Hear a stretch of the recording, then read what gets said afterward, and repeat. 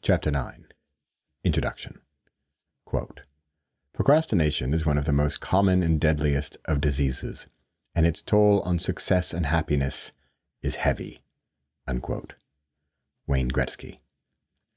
If you don't water the plants until tomorrow, they'll survive. If you don't feed the dog until the weekend, he'll probably live. He'll even wag his tail and love you next week. If he survives the weekend, of course. If you don't take a stab at giving your dream a chance, if you keep putting it off until things are just right, until this project is completed and that task is taken care of, if you talk about your dream with your friends as if you're going to start any day now but never do, if you go into long conversations with strangers on airplanes about your thoroughly researched plans for your dream future, but you get off the plane and never speak of it, if you think that someday will come, if you wish and want and plead and pray, but take no action, if you keep it all bottled up inside and never let it out, if you think someone will come along one day and ask if you're ready to begin day one of your dream, if you're waiting, if you're pretending, if you're living the life you know is not the truest version of you, if you don't take the first step, if you don't give your dream a chance, at least a peek outside of its tightly closed prison cell, if you don't start. Whew, heavy. Yeah, sorry. Okay, I'm not sorry. Still, let's lighten things up. Procrastination is when you walk by the loose screw in the door hinge 87 times, and each time think about it, say to yourself that you're going to fix it, kick yourself that you don't do it, even tell your wife that she'll do it, still don't do it, then finally one day, seemingly spur of the moment, you fix it on the 88th time. You just spent 1 hour and 11 minutes of your life not doing the thing, and then you do the thing, and it took less than 2 minutes to finish.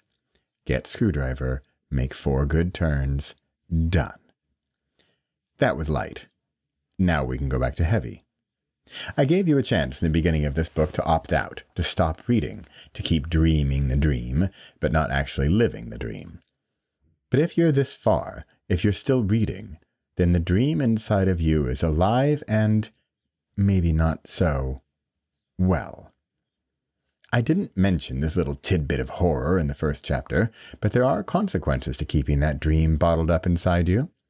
They are nasty, real, and nowhere near fun. If you're not ready to get real, you can just lounge around in the procrastination section and hang out there for a decade or two like I did. Here's what happens if you never take action towards living your dream. It will eat away at you. It will rot your insides. If you never let it see the light of day, it will fester and bloom, but will only thrive inside of you until it's like a tumor. At some point in your life, there will be less room for other important bodily functions, and you will begin to suffer physically, emotionally, and psychologically. It will make food taste less good. It will make your daily life seem worthless or less important, which lead to you feeling worthless or less important. At the end of each day, you might fall asleep to the nightmare that you didn't take any actions towards your dream and wake up with the threat that you might do the same thing again. I suppose that after an extremely long time, if you don't ever let it out of its cage, it will possibly slowly die. It's possible that it might go away completely. Can you ever get it back? I don't know about this scenario, but for me, it never went away. But maybe it's possible. Death of your unlived dream might sound like a good thing, except this isn't something you want to get rid of. It's something you need and desperately want to keep working. This thing is your heart. Maybe in your next life, if you believe in that sort of thing, you'll be able to live your dream. Maybe if you're a cat. Otherwise, we only have one life in this body on this planet, and it's now or never. Well, or we can start tomorrow. Or never. The good news and the bad news is that the choice is completely our own. It's good news because we can decide to take a stand and take a step towards our dream. It's bad news because we can choose not to. or we can choose to procrastinate. I don't know if this will all happen to you, but it happened to me. Then one day, I turned around and started walking the other way. What? I hear you again stand up, this book still in your hand, staring incredulously at the words, your popcorn spilled all over the floor. Well, that sure sounded easy. Why didn't you just do that before? You talk to the book. Then I hear you whisper to yourself, dang, this guy is a slow learner. But you read on.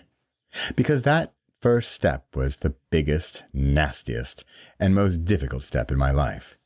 That step was in the direction of my dream, and I knew I couldn't turn back. I wasn't ready.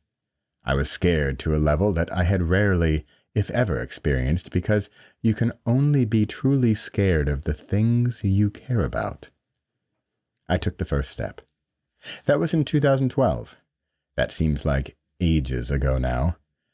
But the time before that was longer, much longer. Eternity style, waiting at the post office, and then they close longer. Procrastination time is slow time. You know that setting on your camera that captures life in slow motion? Procrastination is living in that mode. It's torturous, it's slow. It's slow torture. But when you break free from its grasp, it switches to regular video mode. You step off the treadmill or the sand dune to a place where each step forward doesn't equal 1 or 2 steps back. You move forward in real time. Let's get there.